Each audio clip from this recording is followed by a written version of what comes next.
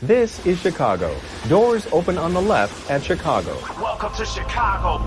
Welcome to Chicago. Welcome to Chicago. This is Chicago. Doors open on the left at Chicago. Welcome to Chicago. Welcome to the show. The TCSF pod with E-Rock, Big Z, JC, Dynasty Fantasy Football, and Stevie B from the No Water in the Weekend podcast. This is episode 215. Who's next? And we are coming from the 606 Media Studios. And this is, again, brought to you by 606 Media, true Chicago sports fans, and Grit Clothing Company. Don't forget to go to gritclothingco.com and get your official TCSF podcast t-shirt. Yep, it's up there. Use our promo code TrueFan15 for 15% off your entire order. That is TrueFan15. Go and get your official shirts now. And if you're watching on Facebook, YouTube, or the X, hit that subscribe button. Smash to subscribe. There you go. And if you're on your favorite podcast app, remember to give us a 5-star review and some comments, some kind comments to shoot us up on the charts. And if you want to support the show with a monthly subscription at anchor.fm/True Chicago Sports Fans, go over there and click on the support button for as little as 99 cents a month. It's super cheap. You can go listen to any of the 606 Media lineup, which has No Water on the Weekend with Stevie B and that other guy, Sean Daly. Does he ever show up? I don't know. Once in a while. All I hear is about Stevie B saying that I pay for everything on this podcast and that that I do nothing. Sean B just roasted me on his show. And you also have in Podskated with Big Z. There's 9 episodes on there. I should finish the 10th one this week and get it up there for everybody to listen to. And you can also listen to Ivan with what is his sports show? Do you remember, guys? I forgot. Oh, come on. Local Sports Tonight with Ivan. So without further delay, episode 215, who's next? And we're going to talk about the 36-10 win over the Carolina Panthers in 3-and-out. And we'll preview the Bears' next game in London versus the Jags of Jacksonville. So without further ado, let's hit the music for 3-and-out.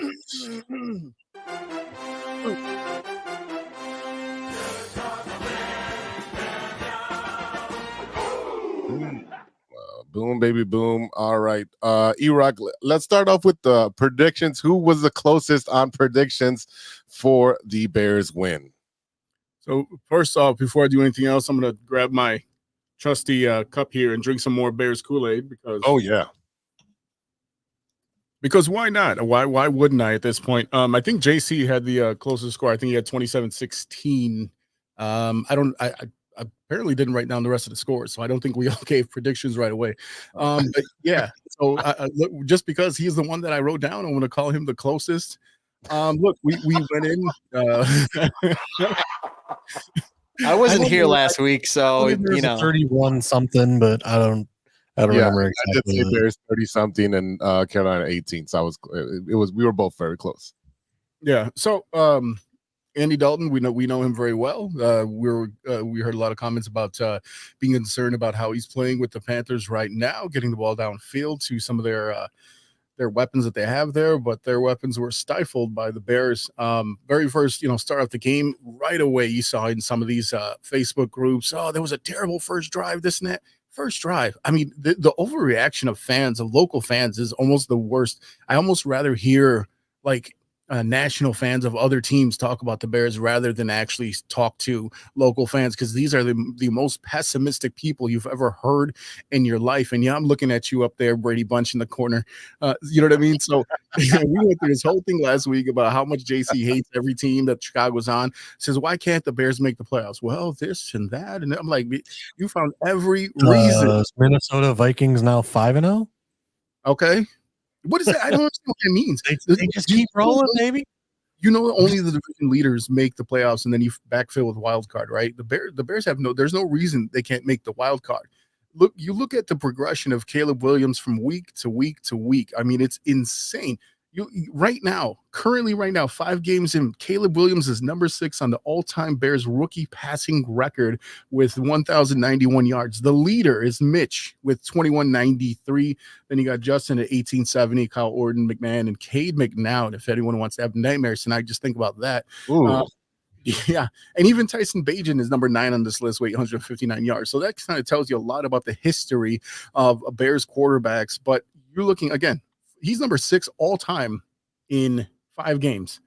It's his second career 300-yard passing game. Caleb did it in 5 games. Mitch took 16 games. Justin 42 games to get two games where he had 300+ passing yards. It is to watch the progression from week to week is impressive. I think that especially after that first game of the season where we knew it was a defensive game, but the 2 wins that the Bears have on the record now have been Caleb games doing well, and even the 2 losses that they had were down to 1 score. So I don't see any reason why the Bears can't continue this pace and do their thing. I mean, look, I think that meeting that Caleb and the guys had, I think it was Cole Kmet. It was a couple of guys. Lewis and Cole Kmet. Lewis. I think Gerald Everett was even in there. I almost said Greg Olson. That'd be cool if he was. Them go to Shane Waldron says, number 1, hold us more accountable. Even after last week's game, we heard there was a lot of chatter about how DJ Moore and Caleb were not on the same page. Well, look, he got 2 passing touchdowns today. And the impressive thing was to see how he connected it right before the end of the first half, the way that he connected downfield. The first touchdown that DJ Moore had yesterday on Sunday was some of that was DJ Moore just kind of moving around and not, going out of bounds. That second one was a beautiful pass. Only DJ was going to catch that. Got him right on the button, and you're seeing week to week the progression of the deep ball get better and more accurate. If you're speaking about the progression, you look at Caleb Williams' passer rating week by week. Week 1, 55.7. Week 2, 51.0. Week 3, 80.8. Week 4, 106.6. Week 5, 126.2. I mean, he is doing what we want him to do as a rookie. Progression. The arrow's pointing up, right? The graph is shooting this way, right? That's exactly what we're looking for. And you're seeing that he's actually making these progressions on these throws. Especially the touchdown to DJ Moore. He was making his progression, and he's seen DJ Moore cut across the middle. He's like, easy money. No one's over there. He's going to catch it and let him do what he has to do. And we've been saying that. Simplify a little bit of the offense where you have DJ Moore cutting over the middle. You can always do that deep threat stuff because he does have the ability to throw a bullet down the field. We've seen his arm. His arm is phenomenal. And you saw that in the second touchdown. He put it, like you said, only where DJ Moore was going to get it. And if he didn't get it, it was going out of bounds. No harm, no worries. And then he had a clean game. He got sacked once. He had over 200 yards in the first half. No interceptions. I mean, he is doing everything that we've been asking him to do. Before I throw it to JC, I got to point out highest passer rating of his career, obviously 5 games. One was at 126.5, but just in comparison, talking about progression real quick. Yeah. His first 10 quarters in the NFL, 57% completion rating, 5.2 yards per attempt, 0 touchdown, 3 interceptions, 57.6 passer rating. In the last 10 quarters, 70.1 percentage rate, 7.9 yards per attempt. That's huge. 8 yards per attempt is huge. 5 touchdowns, 1 interception, 109.8. You'd have to be completely blind not to see the progression of Caleb Williams 5 games into his career. JC? Absolutely agree. Right now, I think it's a combination of 2 things. I think that Caleb has finally realized, hey, I have a defense that I can fall back on if need be. He's not pressing. He is taking what defenses are giving him. And I think it's also down to that veteran meeting with Shane Waldron and them getting an offense together that works for this team. I mean, the running game the past 2 weeks has been a monstrative improvement versus the first 3 weeks. So kudos to us finally getting an offensive coordinator that can adjust his game plan and make an adjustment at halftime, which the Bears offensive coordinators have never been able to do. I don't care who they were. Every single week we'd come out and it'd be this is the game plan. When it was Nagy, it would be the first 10 scripted plays would look amazing. After that, everything went to shit. And then again, there was no, hey, we're going to change things up. We're going to do this. We're going to do that. Nope. It was the same game plan all game. And great teams make adjustments at halftime. Great teams make adjustments after week 3 with these Bears. And like I said, I'm very happy to see it. Like I said, I think Caleb is much more comfortable. I think he's starting, in the Hard Knocks, he said, "Oh, I don't get nervous. I don't get jitters." I would argue he may have had jitters the first 2 or 3 games because, he is really settling in now and he is playing lights out. Yeah, I would say definitely in that first game, at least you saw the jitters for sure, but you're not wrong. I will give you props for saying that he's getting better. I'll give you gotta agree with me once per shit. It's clear as day. I could have said he was getting better after week 2. But like I said, I right now I think it's a combination of Waldron not doing, we've been critical of him making these, cutesy whatever play calling. You know what? Hey, right now we are met as our fullback and we are slamming it down people's throats. We have a running game now. You know what? The offensive line looks much better. Tevin Jenkins out of the game, back in the game, back out of the game, whatever.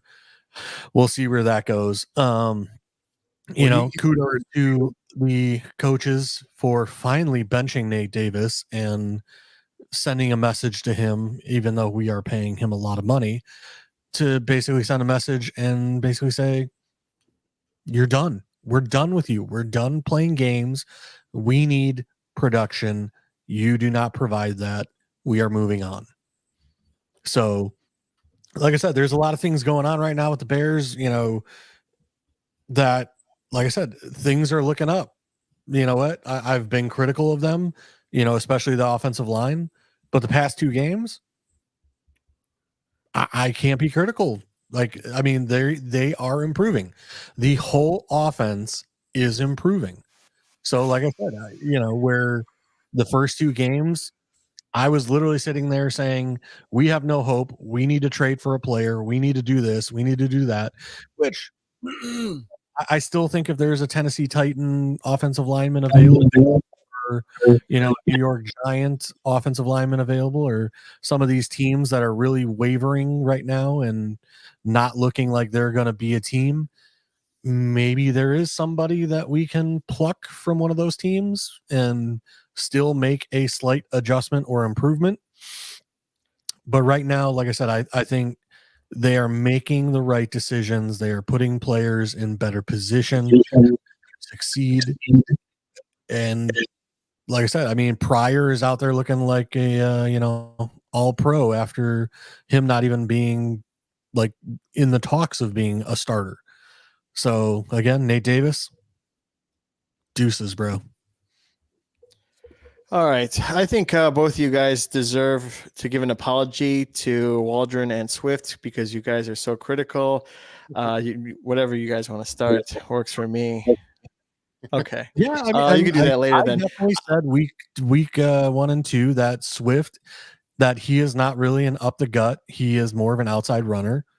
But like I said, with Cole Kmet being a lead back and taking on some of those hits and opening holes, Swift is looking much better. Yes, and I think that's also a reason why Caleb looks so great, because it's not just him throwing it all the time for 54 attempts. It's him, passing the ball out and the offensive line looking great, but also at the same time, again, it's against the Panthers. I'm not going to say they're, disrespectful and say that they're easy, right? They're still professional athletes, but I still think everything is looking good, smooth. Again, what all 3 of you said, hit the nail on the head, and I agree with that. I just, think that Shane didn't have that many weapons when he was in Seattle. He had a couple, but I think now he's in a new system. He wants to make sure everyone gets the ball.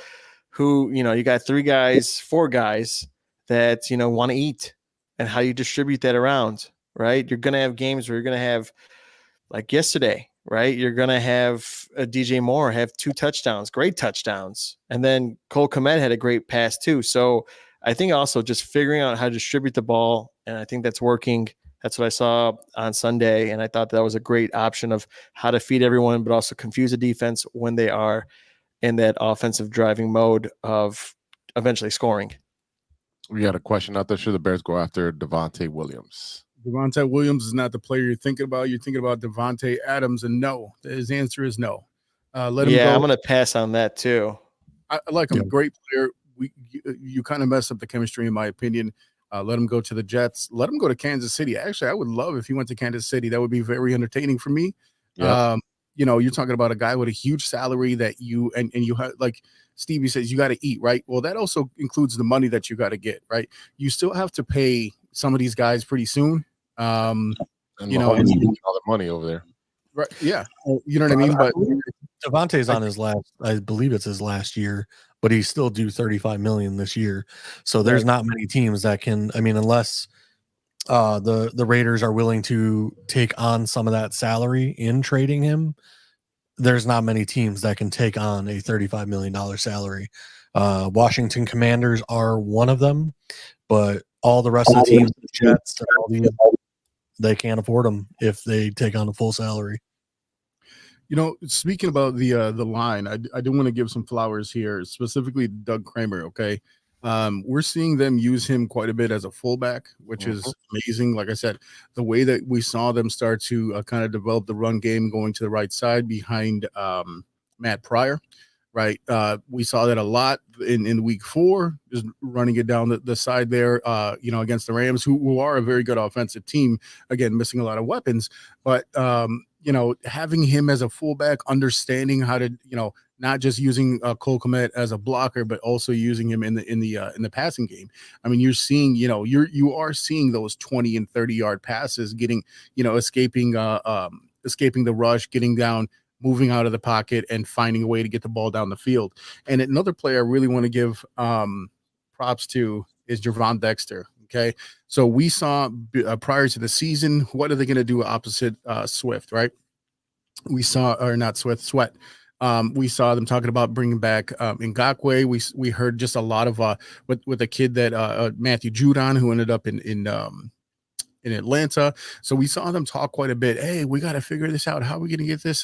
The guy that the Eagles traded to the Jets, which apparently the Eagles cannot trade for him again because they just traded him.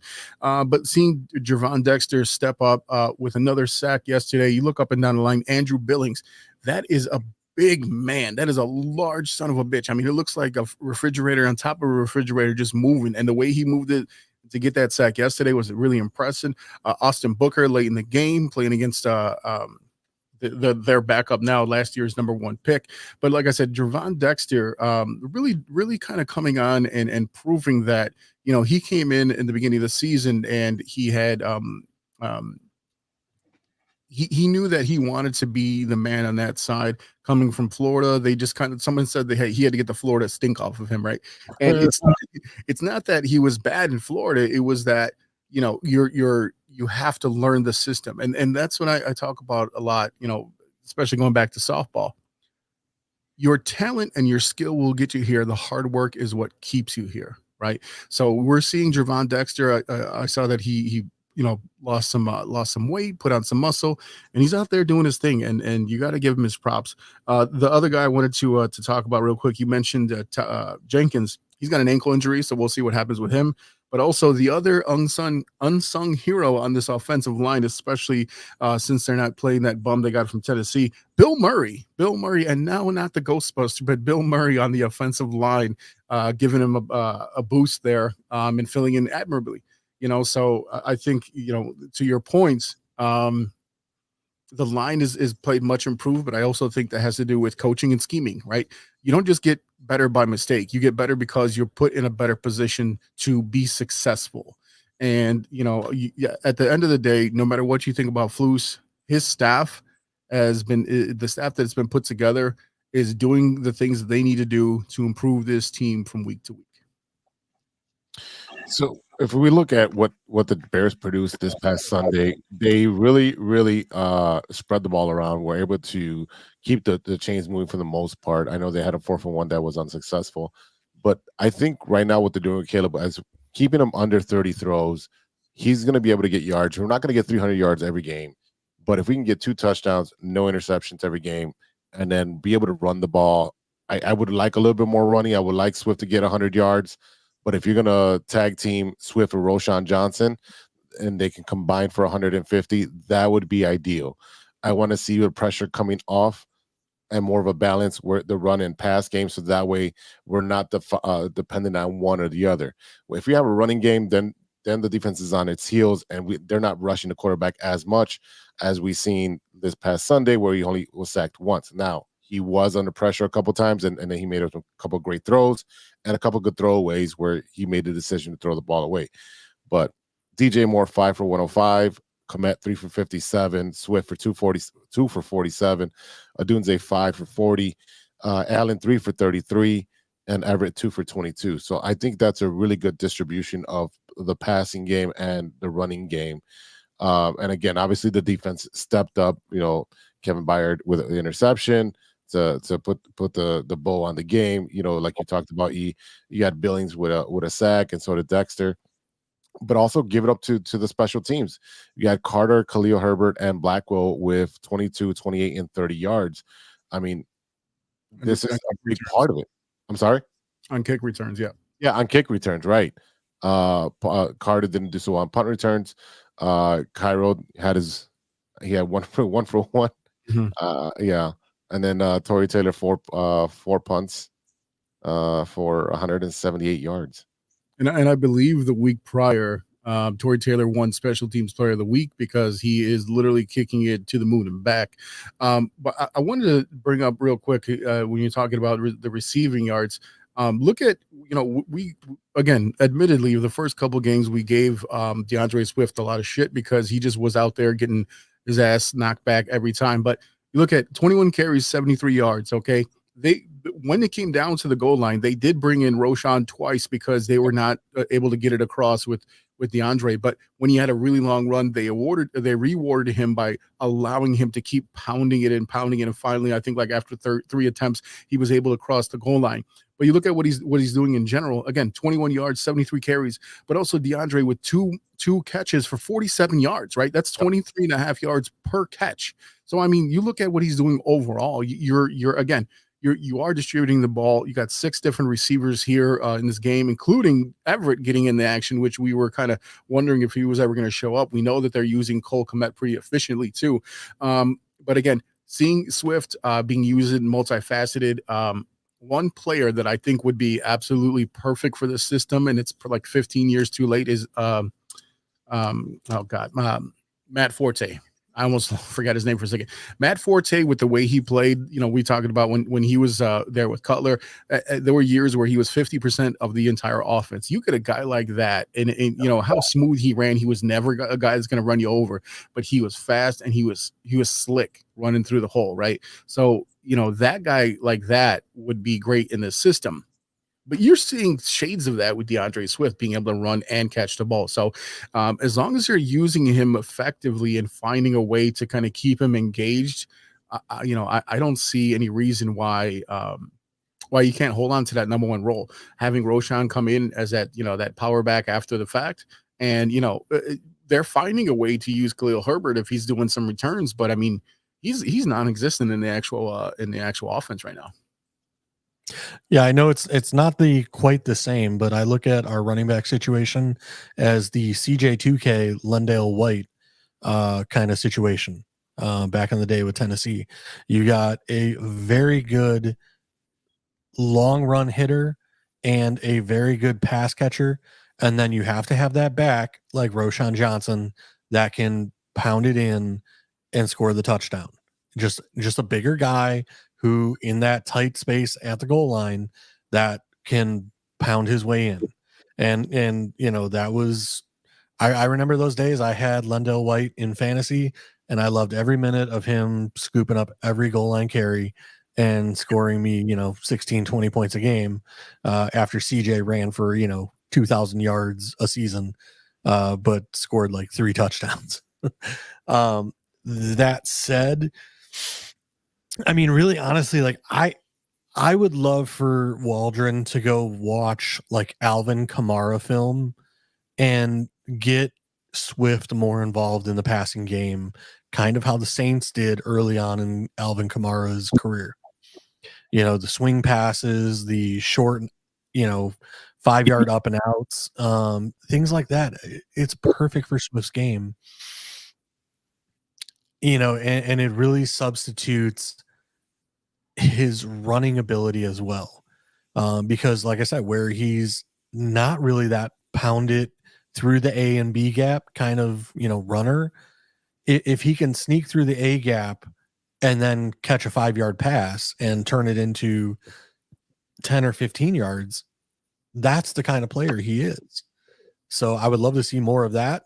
So like I said, I mean, hey, let's steal some plays from the Saints offense and Sean Payton's offense from 5-7 years ago, and let's incorporate some of that into our game plan. I think that would really help. I do think we did see some of that again, with his two passes. But again, you have a lot of mouths to feed here, right? So I mean, I don't disagree, but all I'm saying is like those check down situations, where, like I said, we do still have those situations where, and Caleb has improved in this over the past 3 games, where if it's not there, he's not forcing it anymore. He is taking the check down. He is being, he's not doing that USC, I have to be the guy to make the play. He is taking what the defense is giving him. So we got Israel over here talking wild in the comments once again, saying, I think the Bears can use another running back on this team. I'm not sold on Swift. Okay, he's had 2 of his best games as a Bear. Earlier, he also did mention something about, can the Bears swing a trade to get Mitchell Trubisky back to be our 3rd string quarterback? He is still hungry to win a championship. Okay, I'm not even going to acknowledge that, but the last question that he posted here, and it's still up on the screen, why are they not using Roschon Johnson more? This guy is a beast of a player. Israel, 2 things. You're either not watching the games or you're not watching this show, because we literally just said he had 2 touchdowns. He is the one that's going into the end zone. 2 touchdowns. 2. That is more than 1. He had 10 carries for 25 yards and 2 touchdowns. How much more do you want them to use him? Yeah, 10 for 25 is not the greatest stat line. But 2 touchdowns is 2 touchdowns. Yeah. That's what I'm saying. You're talking about your second, he needs to be utilized more. Again, they passed the ball to 6. You have 3 number 1 receivers. I can't stress this enough. 3 number 1 receivers on this team, each in different parts of their career. Okay. Keenan Allen, back end of the career. DJ Moore in his prime. Rumba on the come. So you still got Cole Kmet. And you got DeAndre Carter when you need to change the pace. There's one football, my guy. They can only pass it to one guy at a time. It's like the lead running back. Stop it. Stop it. If he was good enough to be the lead running back, they would not have went out and got Swift, and he would have been starting last year over Herbert. I think the injury bug is pretty much what concerned them about having him start every game, and especially being a bruiser, take all that. They don't think he'd take that punishment for a whole season. That's why they went out and got Swift. And Roschon came into the season hurt. He had an ankle injury to hurt. So he was inactive for the first. I think he was inactive for sure the first game, and I think he was active, but he didn't play in the second coach's decision. So come on, man, stop. Yeah, I was just about to say that we're actually at the point where I'm ready to trade Herbert for something else, because Roschon to me and Swift are doing just fine. Having Herbert is great, in the depth, but it's one of those where you find a team that's needy for a running back, like Cleveland right now, and like I said, is that a little piece to get us that offensive lineman we need? No, I really think Herbert is as a safety net right now, especially him knowing the offense, being there for a while. He's a safety net. If one of those two guys goes down, now you still have your two running backs that are going to be dependable. So, and especially with Roshan having injury issues, I mean, Swift is again, running backs are one play away from getting injured, and you got to have depth at that position. That's why we have such good depth at wide receiver. If one goes down, we still have good depth at wide receiver, being able to catch the ball. I think we definitely need him as a safety net. I see what we're saying is that maybe we can flip him for an offensive lineman. Okay, I mean that'd be great. But if we lose our running back this season, then we're in trouble. This is the same as Mike Logic trying to trade Tyson Bagent in the beginning of the season. Stop trading your depth. Your line is getting better. Okay, work on what you have. Z is a teacher, you know what it's like in the beginning of this in the school year. Sorry, that made me laugh really quick. Okay, go ahead. In the beginning of this, in the beginning of the school year, where you see, these are the kids that don't need that much help, and you got them couple kids that need help. And what do? You help them and you develop them as you go. Yeah, and you just get them better as they go, right? Don't sit there and screw up the chemistry when you're really starting to develop right now, and stop trying to think that you're going to get some superstar offensive linemen after week 5. No one is trading offensive linemen. It doesn't work that way. Those are the guys you pick up in the off season. Those are the guys that you offensive line. If we could package Nate Davis and Herbert and get something back, I'll do it. If you don't want Nate Davis, what makes you think they want Nate Davis? All I know is Big Z has his work cut out for him because the school system in Chicago, 75% of these kids need help, worse than the Carolina Panthers. So, just saying. I mean, the Carolina Panthers. I mean, we can only play with who we had in front of us, and the Carolina Panthers had 19 people on the injured list. So, people are going to talk smack about, you played Carolina and you played LA. Hey, we can only play the schedule, and we can only beat the team that's in front of us. We can't beat the 5 teams ahead of us in the schedule. Right? So when we're looking at the schedule, it's not our fault that the schedule is stacked this way. All we got to take is one game and win. People are complaining that we had the hardest schedule. Now people are complaining that it's too easy. So you can't get what the people want. You never can. Israel said trade Nate Davis for one of those good White Sox milkshakes. Sold. Can I at least get a signed baseball? Regardless of how much you don't like him or whatever, he is a depth piece, right? There's you gotta, you don't have to play him, right? But you need an emergency player in case, you know what I mean? Like, what are you gonna do? You're gonna pull someone off the practice squad who wasn't good enough to make the 53 to begin with? Yes. That doesn't make any sense. Nate Davis, yes. Nate Davis is still rotating into the game. They're rotating him, and that's the other thing too. Is that's the one thing that if you want to talk about the defense, they are rotating their rushers and keeping them fresh.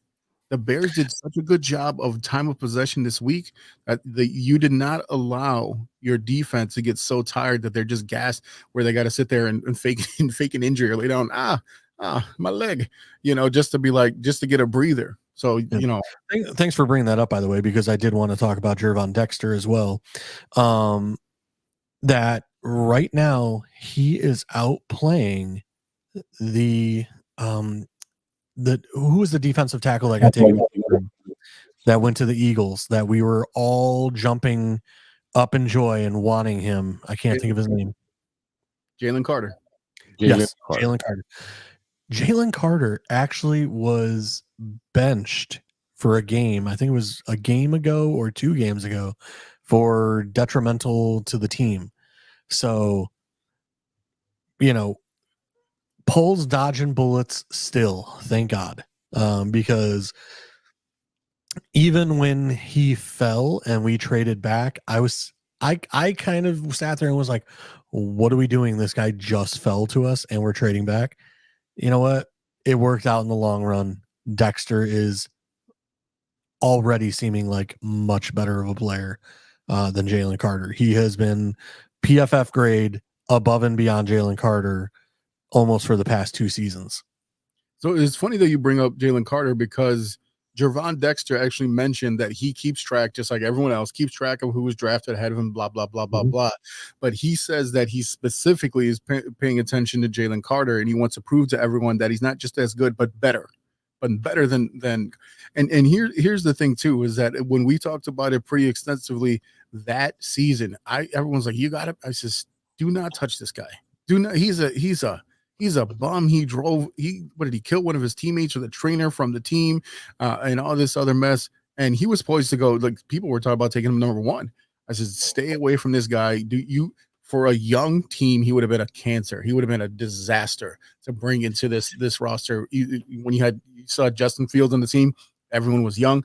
That would have been an absolute disaster. And you did not have enough veterans or the support team to keep a guy like that in check. That would have been an awful, awful decision. I mean, look at the Philadelphia Eagles. They have the support system. They have the veterans, and they still can't keep him in check. That's a problem. And like I said, that is one thing, you know. It's definitely one of those. He has the talent, but sometimes the guys that are the top tier talent, they get this whole mindset of, I'm the guy, I'm whatever, I'm great. And like you said, your talent got you here, everything, whatever, but now it's the work that keeps you here.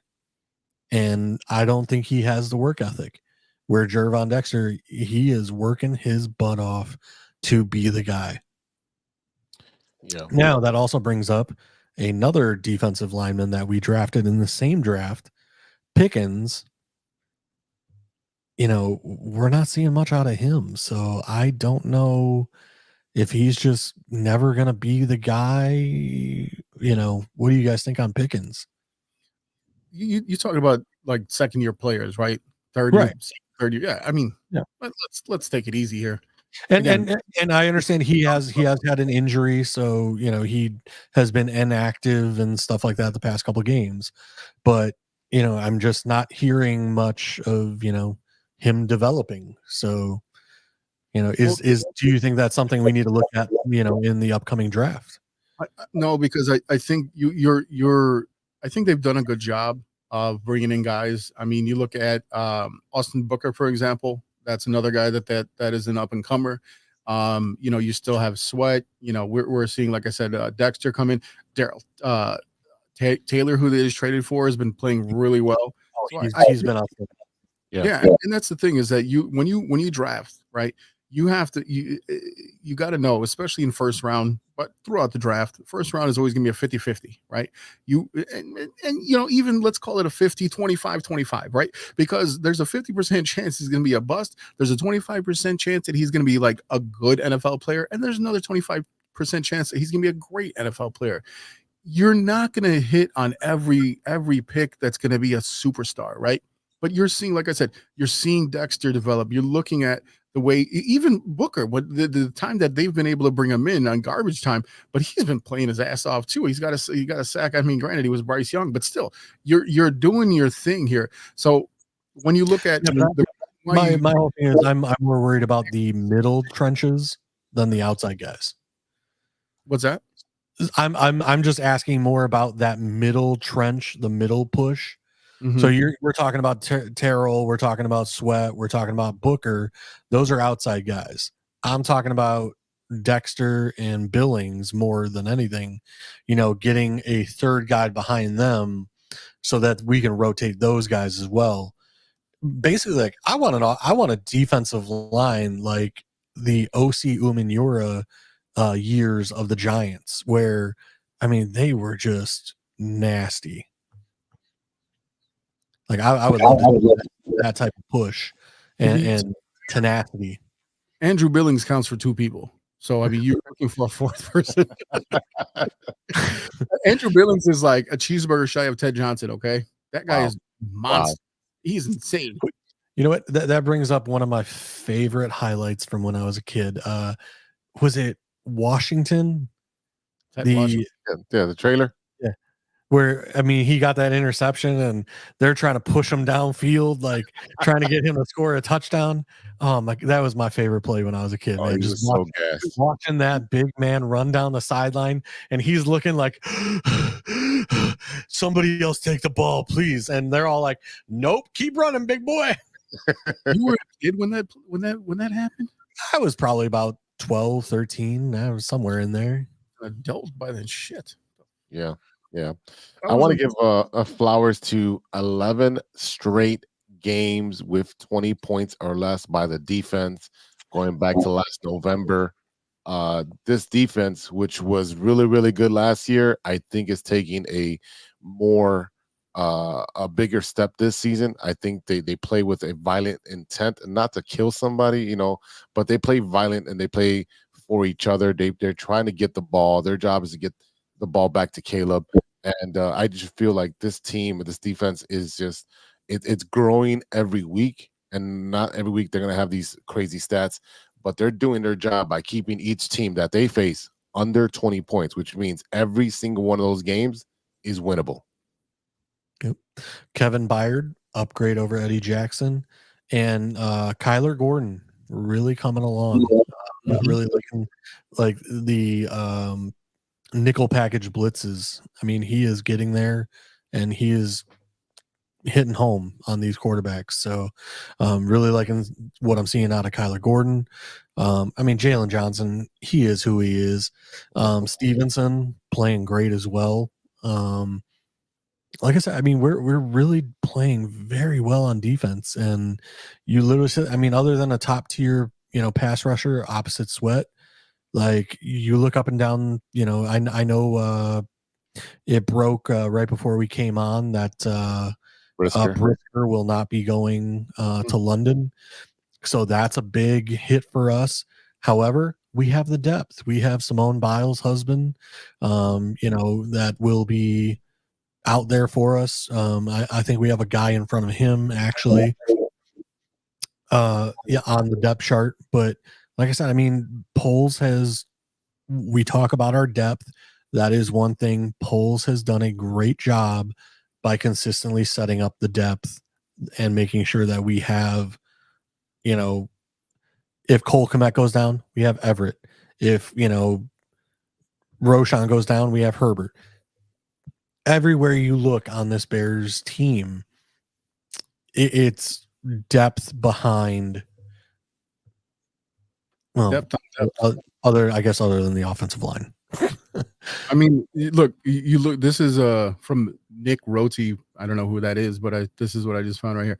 Bears were 1-4 through 5 games last year. This year they're 3-2 through 5 games. Not only that, they're 2-0 against the NFC. They're 3-0 at home, and they are in an 8-game winning streak at Soldier Field. They are making it a very difficult place to play. And when you talk about how well the defense played this week, the offense played just as well. They are firing on all cylinders. The only thing that you might say is maybe you want to next year look into, you can get a kicker who can kick a little bit farther, especially in Soldier Field. That was one of my remarks when we drafted Taylor. I was like, I actually wanted a kicker.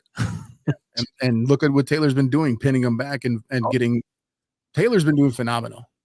If Agreed, but you go look at the Vikings drafted a rookie kicker this year.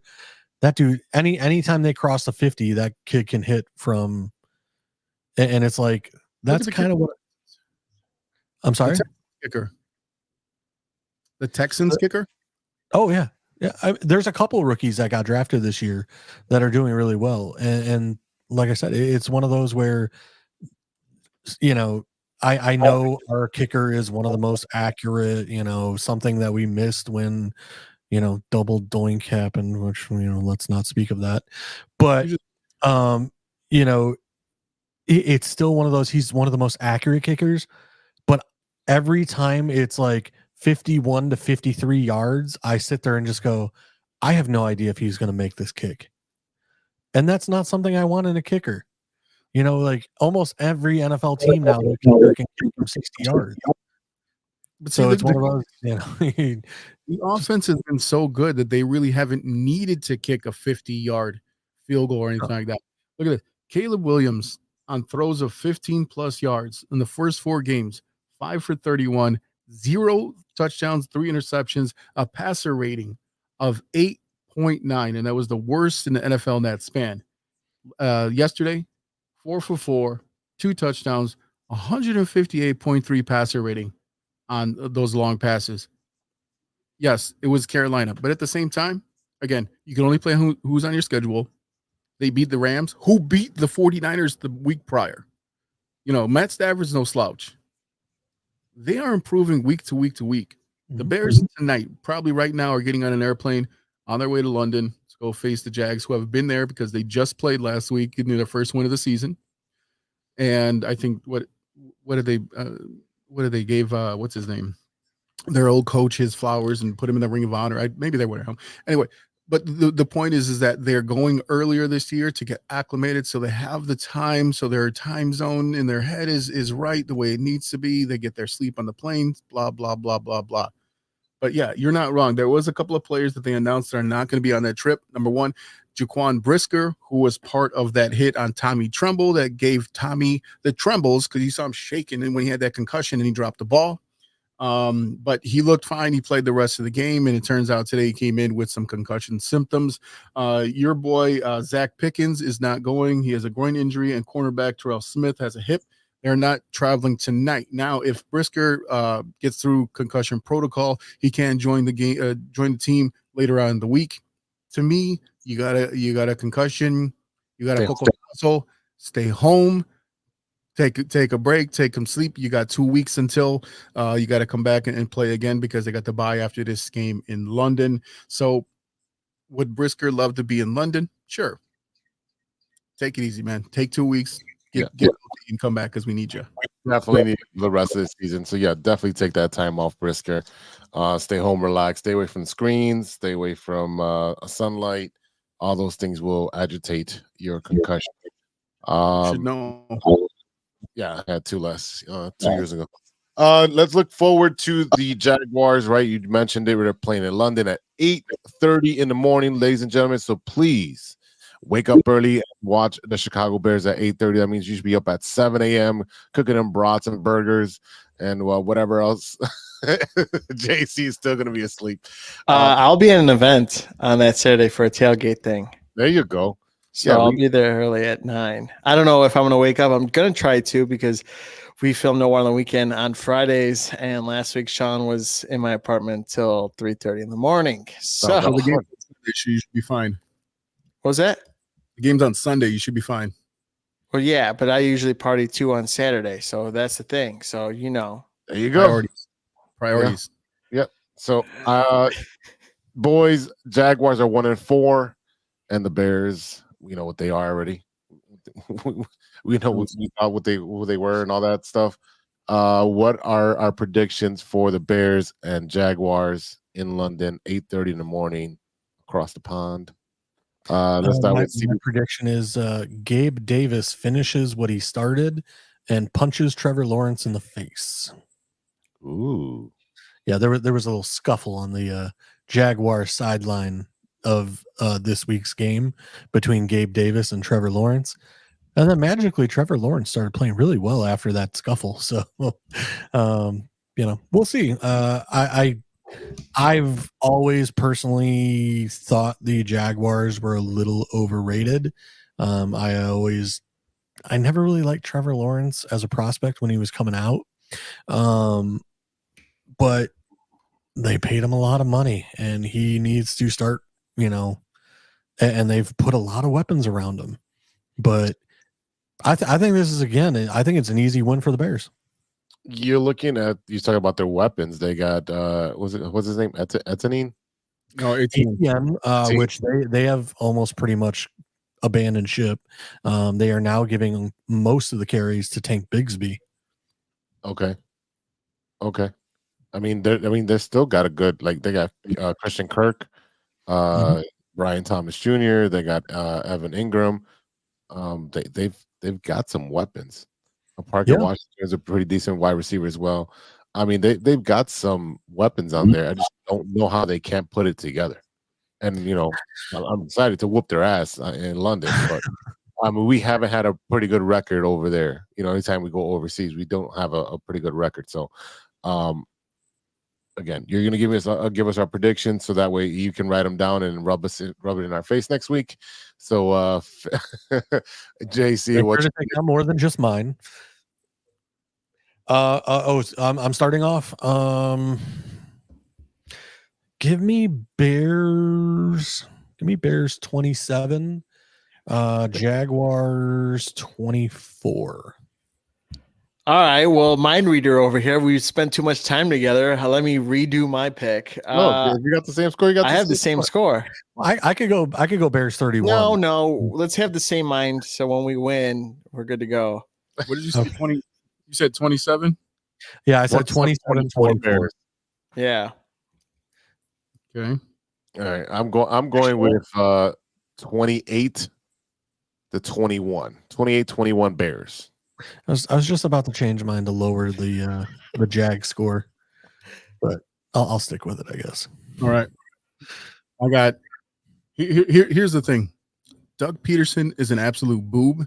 He somehow got lucky with Big Dick Nick over there and pulled the wool over everyone's eyes when he somehow backed his way into a win in the Super Bowl a few years ago. He is absolutely useless as a coach. You ask him, how do you get better? What are you talking about? I don't know. My prediction for this game in London, 31-13 Bears. Now, there is an absolute metric shit ton of Bears fans in London. They're already there. Huh? They're already there. Yeah. And the reason being is because in the preseason of the 86 season, the Bears went over there right after they won the Super Bowl, right? They won the Super Bowl. You got a taste of it. They were world champs at the time. There is a ton of Bears fans over there in London. You're going to see jerseys from every team in the National Football League. You're going to see brand new players. You're going to see 40-year-old jerseys. It doesn't matter. They're going to have a great time over there, and they're gonna whoop some ass. That's point blank. And if they don't, then we got to go back to the drawing board. But they need to go into that bye week with another win, like JC's been pounding about this hard division that we're in.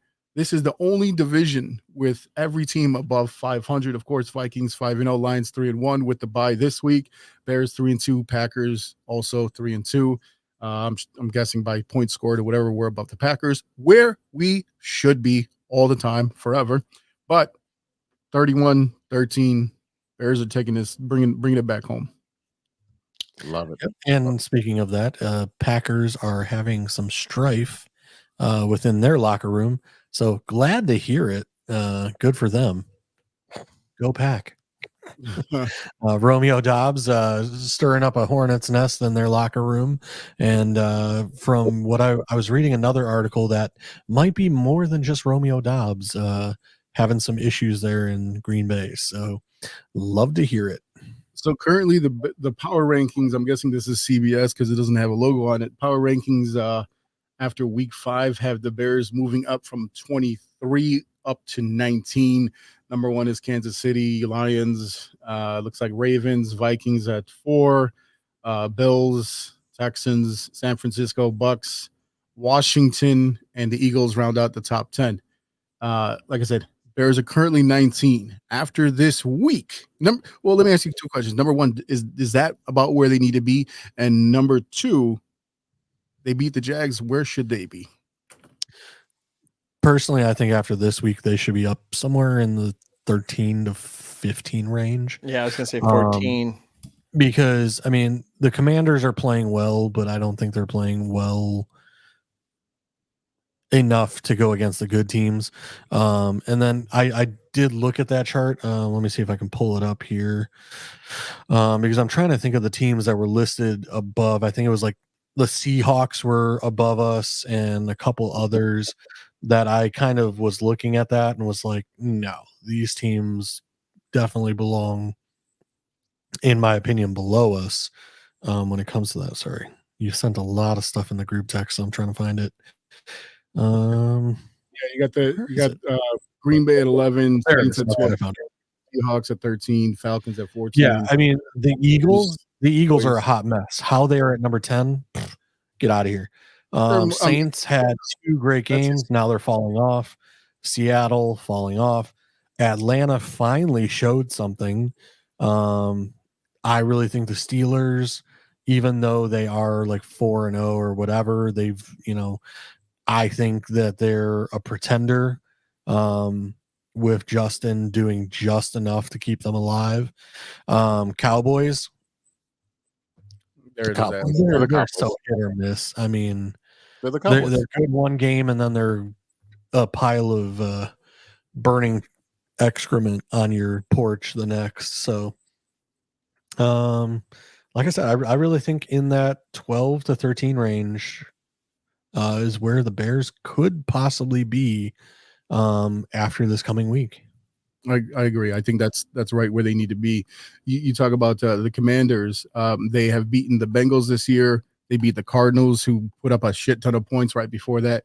This week, yes, they beat the Browns, and they also overcame the Giants as well in a tight game. So, I mean, and look, say what you want about Danny Dimes over there in New York, but he had a pretty good game the other day. So we got him coming up at the end of October in a couple of weeks. So that'll be a really interesting game with the 1 and 2 overall picks. And that brings me to my question of the week. Rising quarterbacks, week 5 performances. And this is just for week 5. Caleb, 20 of 29, 338 total yards, 2 touchdowns. Jaden Daniels, 14 for 25, 320 total yards, 1 touchdown, and 1 interception. Up until week 5 right now, I would say that Jaden Daniels has had a lock on Rookie of the Year. If you had to vote today, that's who it would be. But based on the way that Caleb is developing and showing out right now, can Caleb Williams catch Jaden Daniels in the Rookie of the Year race and win it? I think he surpasses him because right now, like if you go, and this is more of a box score thing, but if you could really go look at like what Jaden Daniels is doing, he's really relying on his legs more than anything. His passing is okay, but he's putting up kind of like Lamar Jackson-esque numbers where it's very skewed with his rushing. His passing and as well, the Washington Commanders run game has been phenomenal with Brian Robinson scoring touchdowns in pretty much every single game so far. So it's one of those, you go look at the passing stats and they're kind of you look at 3 yards or 3 passes to this guy, 3 passes to that guy, 20 yards, 30 yards, 15 yards. It's not very good on the passing side. And I've also kind of said, like, I'm not a Lamar Jackson fan personally. Some of his MVP seasons, like, yeah, as a runner, he's great, but on the passing side, it's, definitely lacking or in need of more. But I definitely can see Caleb, with the progress he is making week to week, absolutely 100% taking over Jaden Daniels. So right now, Daniels has a 77% completion rate, 1,135 yards, 4 touchdowns, 2 interceptions, and a 106 passer rating. Caleb currently has a 62.9 completion rating or completion percentage, 1,091 yards, 5 touchdowns, 4 interceptions, and an 81.3 passer rating. So you got 106.3 versus 81.3. But again, 5 touchdowns and 4 NOs versus 4 touchdowns and 2 INTs. And, about not that many yards difference. So, you're complete. I think that first game really hurt Caleb as far as the stats are concerned. If you were to remove that, your completion, like even in Jaden's first game, 56% completion rate. But then you got Cardinals, Bengals, Giants, and Bucks, where he actually had a pretty good rating there. So overall, I mean, I think that Caleb can be good enough if they keep on the path that they're going, relying on those weapons that he has. I definitely think that he can surpass him and win that. Z, what do you think? Yeah, again, if we take a game 1 out of the equation, right? Caleb Williams is on pace to have 4,242 yards, 22 touchdowns, and a completion rate of 66%. You throw for 4,000 yards, your team is going to the playoffs. You're an elite quarterback, and you're going to win some awards. And in this case, that would be the Rookie of the Year award. Definitely, he has the fortitude to overcome a lot of adversity, as we've seen after the first game. He was a highly touted, and he sucked the first game because of his offensive line, and he didn't trust his reads. We've seen him grow. We've already stated all the numbers. He is ready to lead a team and lead this organization to the playoffs. And if he can do it in his rookie year, he's going to win that award. I will say it comes down to when they play each other in 2 weeks. You're going to see who has the better read option, who's actually going to be more comfortable. And I'd like to see a fight out of that whole both teams. But I think it comes down to that and then moving forward to get an idea. Well, I'll say this, and I don't know that there's 100% validity to this, but I've heard that the Washington Commanders are kind of running a offensive scheme very similar to LSU's offense. So they are helping Jaden Daniels by basically almost implementing his college, offense. There's nothing wrong with that. No, absolutely not. Absolutely not. But in the long run, I think what Caleb is doing is going to help progress him much faster because, again, he's making checks at the line. He's making pro-style decisions, whereas implementing a college program's offense and, that's kind of we heard from Tom Brady, I think it was 2 weeks ago, commenting on Deshaun Watson that, basically the reason why he did so well in Houston was because they ran Clemson's offense. Now that he no longer has Bill O'Brien as his offensive coordinator and new coordinators have come along, they are trying to install pro-style offenses, and Deshaun Watson doesn't have the ability to run said offenses. And this is from Tom Brady. So, again, I think they're doing a disservice to Jaden Daniels if that's what they're doing to him. But in the begin-all, they are helping him now, but it's going to hinder him later. But if you're essentially putting your player in a position to succeed, there is absolutely nothing wrong with that, especially if you're winning games, especially if you're being competitive.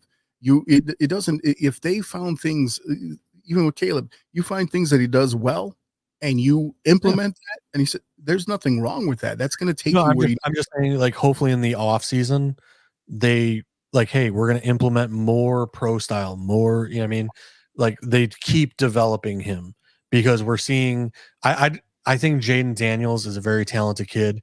I don't want to see him become the next Deshaun Watson. That's all I'm trying to get at is I really hope they don't do him a disservice by just running LSU's offense. They continue to push him to his abilities and develop him. I mean, he still has to read a defense. And that's the NFL, right? You still have to read it. Whatever you're running on offense, you still have to read the defense and what's in front of you. And he's able to do that because he's already putting a couple of 300-yard games. So he's able to do a lot of the NFL stuff. Are they spoon feeding him a little bit? Yeah, but that's what you should do to develop this kid.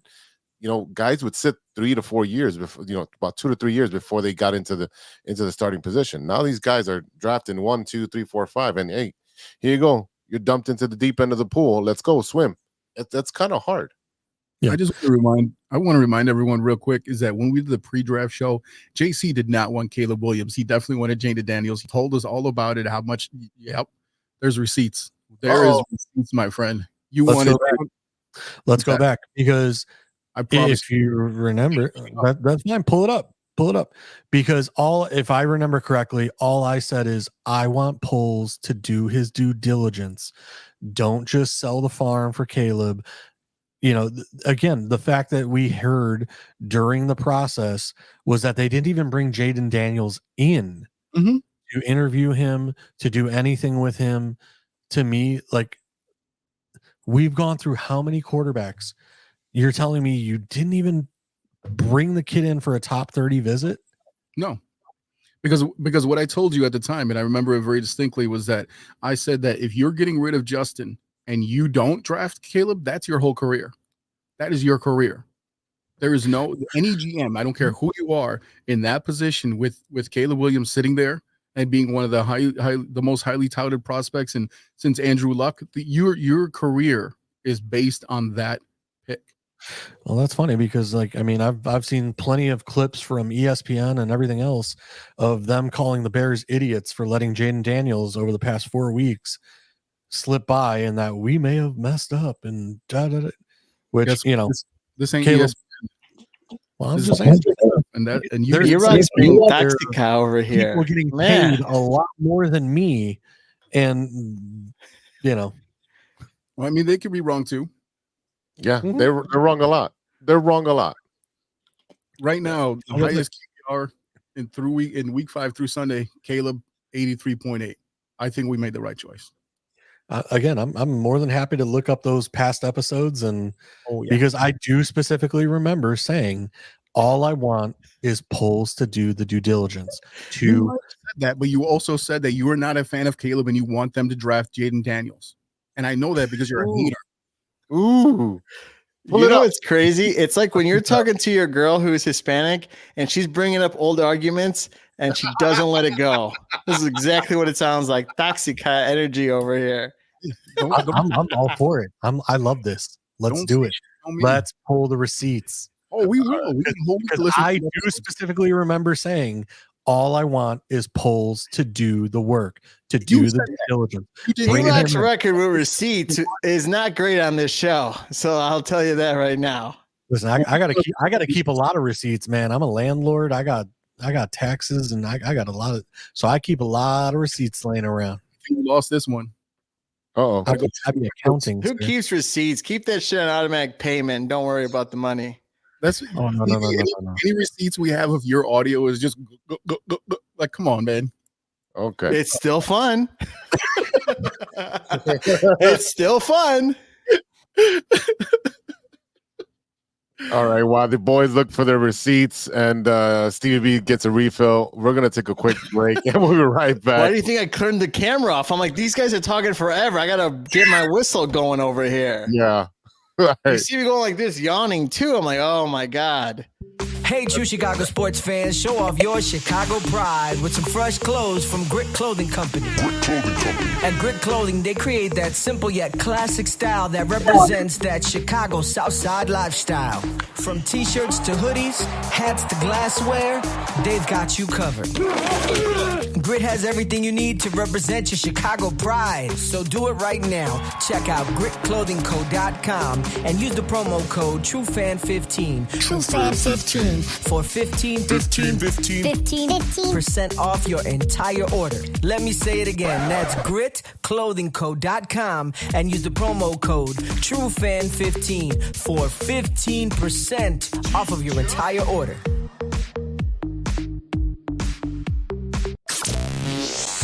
Hey guys, it's Steven. And this is Sean, and you are listening to True Chicago Sports Fans. Don't forget to listen to No War on the Weekend. New episodes on Monday. You can find us anywhere you listen to podcasts. Yeah, so we're going to go do a couple of shots. So let's kick it back over to Big Z. Welcome back to the True Chicago Sports Fan Podcast with Big Z. We got A-Rock, the OG, Stevie B from the No Water Weekend, and JC Dynasty Fantasy Football back in the house. And we are going to talk a little bit of Blackhawks and our field reporter, Stevie B, with our Blackhawks minute there. Yeah, that's all I need, a minute. That's all I ever need. It still counts. Are you gonna play the sound, or are you just gonna let me roll with it? No, we're gonna play the Blackhawks. Oh, okay. I gotta. I'm doing a lot of. It's a minute. I'm a little nervous here. Whoa! You got a performance anxiety there? No, that's maybe. Well, we just You're having performance anxiety right now. Oh man, I'm not. It doesn't sound right on the soundboard. And I don't have it. I don't think I have a look cooked up on the. I got something for you. I'll play some. As they say in hockey, let's do that hockey. God, I missed that sound. All right, guys. Well, preseason is officially over, and what I liked about this season so far for preseason, I think I noticed a little bit more, is they played in the division within the area. So they started off with the Red Wings. They lost 4-2. Then they went back because they played it at home. Then they went to Detroit. They lost. Then they went to St. Louis. They lost. They went to the Wild in Minnesota. They lost. Now, that was a big one. They lost 7-2. They went back. They played the Wild here at home at the UC. They lost 5-1. And we finally got a win against the Blues. And I think we got all our points and our anger out because we won 6-2 last preseason of October. There's so much to talk about, but I'll condense it all in one. This team they brought in a bunch of veterans, which is great, to help their younger guys in. I think that's also sometimes why they lost last season by close games. But I think overall the team is pulling together. They had said to each other after on Chicago sometimes that they're ironing out all the differences here, right? Because, the two different things meshing, but Connor Bedard is still looking like a stud and got some fight in him, okay? He was getting checked and he made sure, he's like, hey, I was a rookie last season. I'm not playing around. You're going to check me. I see an opportunity. I'm going to go and check you. And even if he did, or even if he got checked, the team would come out, get his back and stuff like that. They're doing cuts this week for the Blackhawks, so we'll get the full lineup. So once we get the full lineup, we could talk more on each, position and everything like that. It's going to be an exciting season in my eyes. I mean, last season was fun to watch. Everyone was dogging it through. Towards the end of the season, I think everyone was just, making sure no one got injuries late in the season. But overall, I think this team has some fight, has a lot of ironing out to do. The positions that they have are, very filled. But Taylor Hall in November, he tore his ACL and he missed the rest of the season. About 10 months ago, removed from surgery. So his knee's coming back. It's pretty good. And he plays left wing. So hopefully he's able to, do really well and play for us hard and stuff like that. But everything else is ironing out, finding the main positions for this team. And hopefully we get some more wins and we're not last place. But there's some potential free agents that already want to come and play with Bedard. So that's exciting for 2026. So I got to say, just like you went to sleep during the Bears segment, I got a very special thing. It's one of a few Blackhawks things. Yeah, go ahead. But I have a special Blackhawks pillow. That's nice. Come on. It's time for a nap because there's no shot I'm watching this shit. Well, it's funny that you say that because you kind of can't, because the Chicago network that's playing all this stuff is crazy. I'm trying to find it. It's either I have to go on Blackhawks.com or I have to go and their site for the Chicago thing. It's just weird right now. So I'm trying to 62.2 or 62.3, which is Chicago Sports Network or whatever it's called. Yeah. Is that on cable? No, that's on regular TV. You have regular TV. If you have over-the-air TV, you have one of those, rabbit ears. I got to put an antenna up. I haven't done one of those in a while, but okay. Antenna, the digital yes, antenna. I have one. 62.2. You can watch the channel. Okay. Well, there you go. All right. Well, preseason is over, and tomorrow is the official season opener at Utah. So we'll see how they go. Play well. I mean, Utah's pretty good. So team? Oh no, they're the Utah Hockey Club. Well, yeah. It's Utah. They're not creative. Oh well, yeah, Utah Jazz. Well, come on. Oh no, they are staying in Utah, right? Mm-hmm. Yeah. And then they go to the Jets, Oilers, and Flames. So that Oilers one, I'm going to say that's a loss, and they might lose by 6 or 7. Because they're a playoff team, or they were in the Stanley Cup last season. So, man, we'll see. I would say they might be 1-3 in the next 4 games. I mean, they're not expected to win this season. No, but I would like to see them start, at least get a couple good wins, or at least scrap through it. I mean, I want to see some progression. I mean, we're trying to get out of the rebuild phase, but I mean, we're still there. As much as they don't want to say that they are, we're kind of still there. It's year 2, so here's what my goals for the Blackhawks would be. Tell me, JC. All games under 3 goals allowed. How about we start there? Yeah, Good luck. and I'm okay with that. That's a very luck. good goal. Yeah, Like, Good luck. They have no goalie. that's very true. But they've kept the last couple ones 2-3, except against the Wild when they actually the Wild killed us 7-6. So Minnesota might be pretty good unless they just look good in preseason. Minnesota's been decent last couple of years, and if you're looking at the Peter Marzarek, whatever his name is the goaltender, without any defense, it's Swiss cheese defense that we have on the Blackhawks. They didn't address that yet. No, So they haven't. Again, that's why they're losing by 7-2, 7-4. They're gonna get their ass whooped. I think the development of Connor Bedard and Craig Smith and Lucas Reichel, though that's the main focus. But if you're getting your ass whooped every single game and there's no one defending Connor Bedard, you need a bruiser. No, and exactly. And I think that's where they got some of the veterans in right now. But, you still need, like in, the Mighty Ducks, those two bruisers that they had. You need a Bufflin. Yeah, there you go. You gotta have a Bufflin on the team. And if you don't have a Bufflin, good luck. Because also Jason Dickinson, who's a rookie in the book, rookie center that they drafted. Yeah, I don't. It's going to take him time to grow into that position, but still, he's a kid. Right. So, I mean, they address adding more veterans, but that's still not fixing all the holes that they still need. So, hopefully, they're a little better than last season. But if they're the same, I mean, still, hopefully, we'll get another high draft pick. So, he's 29. Anyway, all right, you're still young. You know what I want to see out of the Blackhawks? Nothing. A different channel. It's funny. It is on a different channel. What are you talking about? It's funny that you did bring up the CHSN. Again, like I had mentioned, it's the first time in like 10 years at least that local games have been broadcast over the air. And I was kind of looking into this a little bit. We talked about the demise of the Comcast Sportsnet Chicago, NBC Sports Chicago, whatever you want to call it. And the reason this move was made is because all three of the teams that are going to be playing most of their games on that network wanted to have more control over the media, over just like how the Cubs have marquee. But of course, they're going to be all lumped into one. And I was going to ask, have you guys been able to watch this channel or this network at all yet? No, until right now that I have to get an antenna, and I'll do that. But yeah, that's pretty much it. I've been just watching highlights and listening to recaps and listening to other podcasts for hockey. So yeah, I did. I've never had good luck with those digital antennas, so I'll have to give it a shot, I guess, if I want to watch one. But like I said, even if I buy like the $60 digital antenna, like I've never had good luck with them for whatever reason.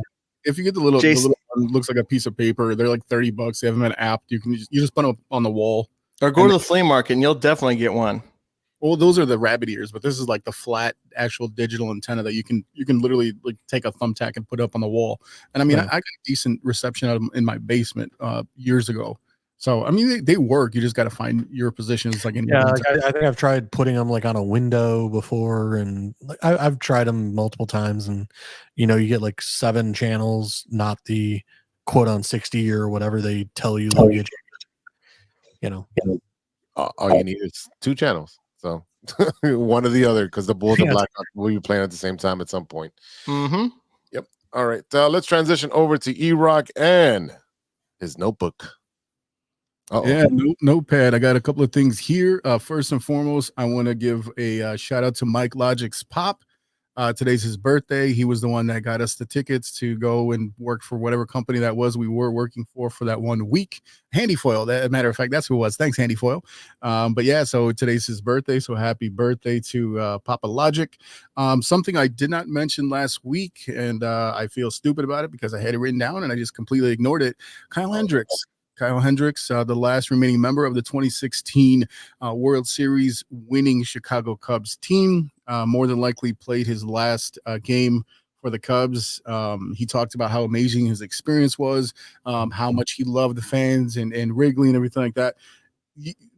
Kyle Hendricks came over to the Cubs in the Ryan Dempster trade, and he went over to the Rangers years and years ago, and no one knew what you were going to get out of this skinny kid. He's soft spoken, but look, was he Greg Maddux? No, but you could call him like the if Maddox was the professor, right? Kyle Hendricks was the community college professor, because he found a way to get it done. He never threw that hard. He was all about location. And, this year in the beginning of the season, we saw him kind of falter. We knew that Imanaga was coming on.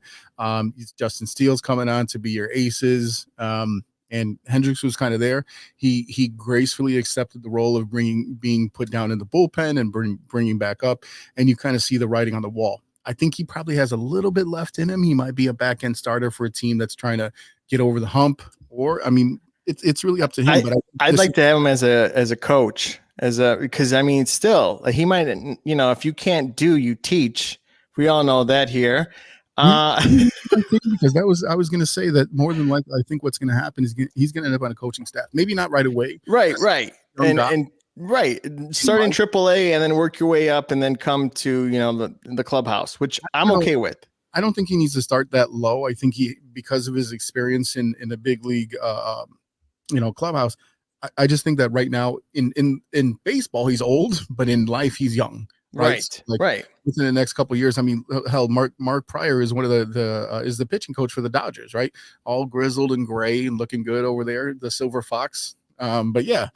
I just wanted to give Kyle Hendricks his flowers, starting Game 7 in the World Series, doing everything that he did to really kind of realistically, if we're honest with ourselves, he was kind of understated, underrated, for all the years, all the accolades that he had with the Cubs and the way that he helped them out through the years, not just through the World Series season, which he was a young man then.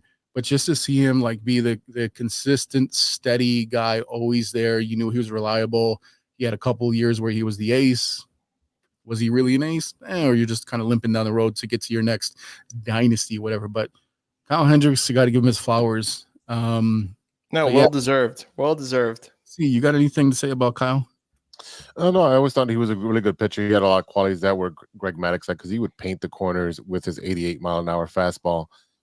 He was able to pitch. He was a pitcher, and we don't see a lot of pitchers. We see a lot of throwers now trying to pitch, trying to throw 101, 107 miles an hour, and not really being able to get out of the fourth inning because they blew the pitch count, so fast, because these players are going to foul some balls off, and then the pitch count goes up, and then now you're out of the game in the third and fourth inning.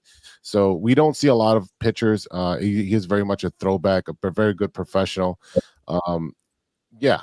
Father Time catches up with all of us, and that's exactly what happened. Father Time caught up with him, and it's time for him to, be a veteran on a winning club and be someone that doesn't have to carry a team. And I wish him nothing but the best. And I hope that he goes to a winning team and wins a ring somewhere else too. And maybe starts coaching, and maybe he's a pitching coach for the White Sox, because we need some help. He's dead to me if he does that. No, yes, best of luck for Kyle, and well deserved, and thank you. Yeah. All right, we ready for stirring the pot? Because I know he sent some stuff. He was active on the chat. Oh yeah, I was like, I'm on my way home. I'm like, if I get one more message from you, I'm going to pull myself out of this car and let a semi hit me. Well, you have one headlight. Not gonna lie, I was actually driving home as well, and was like, "Who is blowing up my?" I was getting annoyed. Yeah, you, all of us read all of those stats, all show. So kiss my ass. Technically, you did. So, Stevie, if I would have known that, I would have put one more message in that chat, just so you know. I do have one more thing on my notepad here, and it's a thing of great significance. Oh boy. Number 1, Alabama lost to Vanderbilt this week. It was listen to this. Vandy had a 7.53% chance of beating Alabama, with the Tide favored to win 92.47% of the time. It was the first time they've ever beaten, I think, a ranked opponent. Alabama losing this game was hilarious to me, because I'm not an Alabama fan. So anytime a number 1 goes down, it's funny. They literally tore down the goalposts and walked through the streets of Nashville with this thing on Broadway. And the funniest thing is their quarterback, who I've never heard of in my life, Diego Pavia. He posted did today on X for NIL inquiries. Hit my agent 505-447-7267. So he's begging out there. He's looking for a Chick-fil-A deal, something. But he's like, hey man, I'm never gonna be hotter. No one's ever gonna know my name after this. Although beating the number one, people will probably remember that. But yeah, I thought it was funny. It was entertaining, and I watched all the pregame shows. Not one soul picked excuse me, picked Vandy to win. You got the Heisman Trophy leader right now, Jalen Milroe, has been playing his ass off all season. Just shit in the bed. It was awesome. It was just a funny thing to see, especially because none of them are my team. But Yeah, to see the number lost. What's that? I think every top five, the top 5 teams, they all lost this weekend. If I Even remember better correctly. for Notre Dame. Even better for Notre Dame.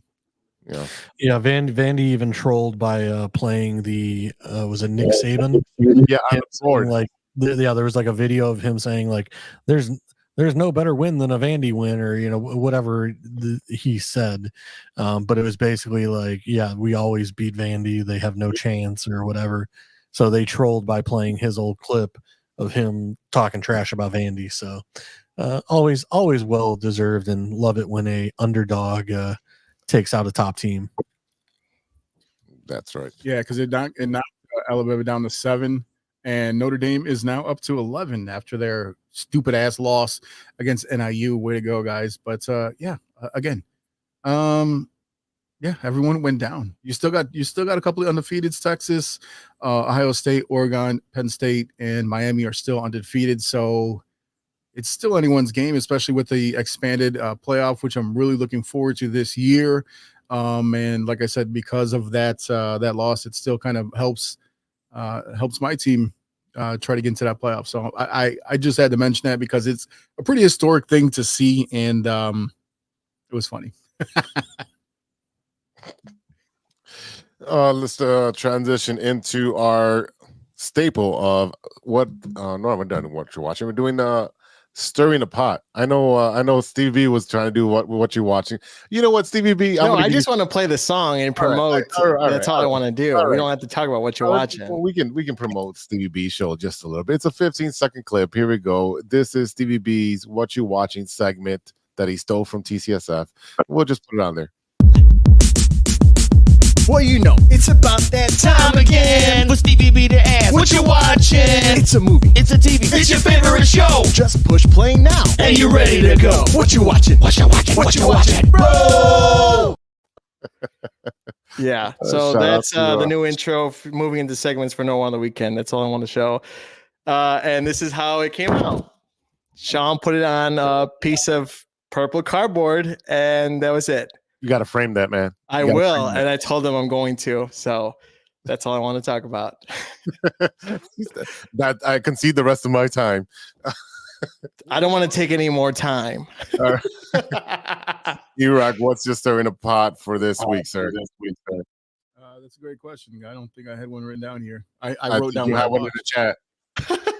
You got it in the chat. Well, I have one thing for what you're watching, but go ahead. No, we're just gonna do stirring the pot. McDonald's is reintroducing the chicken Big Mac. For the first time. It's the first time. For the first time. I could have swore I had Mandela effect over here. I could have swore I've seen it. Nope. Maybe we got Will Smith. Maybe we got Men in Black, because I'm pretty sure I've seen it before. But that was you on a drunk night getting 2 McChickens and shoving it inside a Big Mac. Anyway, yeah. So this is a Big Mac. This is a Big Mac where instead of the all beef patties, they are replacing them with essentially what it looks like is to be the chicken from the McChicken. So you're making a chicken Big Mac. We trying this, boys? Not at $17. No, I'll pass. Why is it $17? It's not.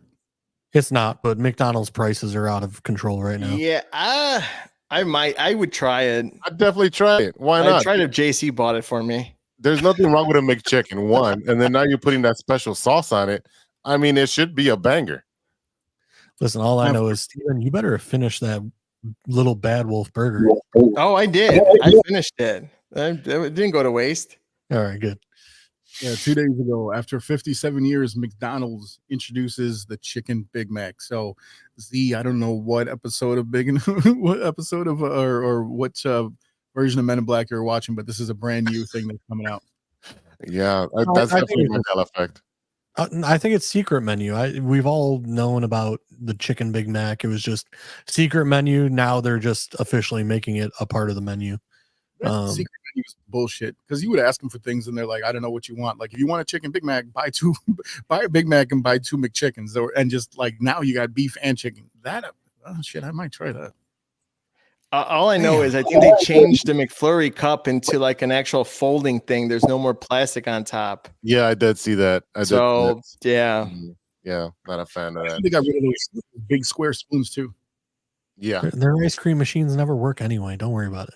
Did you see that Wendy showed up in Chicago in front of a bunch of McDonald's that had their ice cream machine down and had trucks with the Frosties? Yeah, they're giving out free Frosties in front of the McDonald's. No, that's great. And right now they're doing a Krusty Krab patty at Wendy's. For SpongeBobbing if you have kids. Wendy's is the best social media troll of all time. Of absolutely all time. But also their burgers are actually really good. What's that? I would say Wendy's, Burger King, McDonald's, like I would put the Wendy's in front of McDonald's and Burger King. Culver's over all of them. Yeah. Culver's is the shit. I would say curd burgers coming back too. Who? Culver's curd burger. So it's a giant cheese curd that's in the bun. Like yeah. So yeah. Is there still a beef patty? No, it's just a curd. Okay, well, it just occurred to you. It just occurred to me. It just I did. I'm not even a dad. There's a place up by Fox Lake called Epic Deli, and they actually did like you said with the full cheese curd, but they also still put a beef patty. So that's why I was kind of like, might have to say. No, there's no patty. I wish there was. Guess what you can do? You can make your own secret menu. That's true. Just put 2 mozzarella sticks. So or just get can I get a single burger patty also along with my order? Yeah. Have I ever sent you guys any of the stuff from Epic Deli before? No, never once. All right, and next time I go there, I'll have to send you some of their stuff. I usually end up getting a sandwich called the John Bender. It is a beef sandwich with a cherry Coke barbecue drizzle with chicken tendies and mozzarella sticks. I would eat it. I would try it. Oh, it's delicious. I'd try it. I enjoy visiting the various dispensaries throughout our city. So I think that's a very clear yes that I would definitely try that because it sounds like someone that just came from a dispensary invented that shit in the first place. So up at my house up north, there are 3 distilleries or dispensaries within like a 1 mile radius. So you would have fun. I mean, bring your own too. Shit, I got them people still on the speed dial too. So that's not a problem. But yeah, absolutely. I'm in it. We need to set up the road trip. Yeah, it's a gassy road trip on the way back. That's for sure. I'm down. Like I said, some of their sandwiches are crazy. I've done like chimichangas and all kinds of weird. Like their concoctions are very interesting. Like I said, I've done, the burger with like a full mozzarella cheese stick on top, and then it's within a crunch wrap, and they do all kinds of weird, crazy concoctions. I'm all for it. Let's do it. Do they charge extra for toilet paper in that area? For what? Do they charge extra for toilet paper? We're going to bring our own, or should we just bring like a portable bidet? I don't know. I've never had a problem after eating it. But another great sandwich they had was an Italian beef sandwich with giardiniera, and then they put tzatziki sauce and Euro meat in it as well. Yeah, I'm gonna have to drive separate. So. Yeah. It's kind of like the movie Waiting. Like you're mixing Mexican, or this would in this case would be Greek and Italian. You know, I don't know that. That sandwich was delicious. I've been waiting for them to put that back on the menu. I'd be in rush hour I'd be in rush hour like Friday next, where the father's like has the hot sauce and he's trying to cut over in the express. He's like, move over, let me get through. That'd be me trying to get through, trying to get back home. There's so much traffic. I'd be move. Help! Help me, please. Oh, I gotta find my son. Oh, please. Yeah, exactly. God rest his soul. That guy was an amazing actor and a great comedian. Absolutely. Oh man, all right, boys, it might be that time to cut it out, and we'll see each other next week. Thank you, boys, for showing up and actually having an entertaining show. I love the shit talking. I like the back and forth. And at the end of the day, we all love each other. So that is it for today, my fans and your fans and everybody's fans. Thank you for listening. Thank you to the listeners for sticking with us with over 215 episodes. Thank you to our sponsors, 606 Media, True Chicago Sports Fans, and Great Clothing Company. You know what to do when you go to greatclothingco.com. Check us out on social media at you can look at our handles right there. I'm at Big Z, 606 Media Group. CVB is Straight Function on Instagram and everywhere else. JC Dynasty Fantasy Football, his tags are up there. And if you want to talk to E-Rock, he's at Chicago Pulse on Instagram. So check us out over there. And the website is live at 606media.com. It's still in the beta version of it. We're still adding stuff as we go. We'll be adding bios of all of our guys here who are contributors. And we'll be adding more stuff. But you can also watch all of our shows there. You can listen to Stevie B's show. You can listen to our show or watch it. And you can also watch Intoxicated with Big Z. So give us a view over there and support us. And if you want to talk to us about any topic, sports topic, stirring the pot, what you're watching, TrueChicagoSportsFans@gmail.com. All right, y'all. For Stevie B, E-Rock, JC, I am Big Z. We'll see you next time for episode 216. And until then, be good to each other for the love of sports. Swish.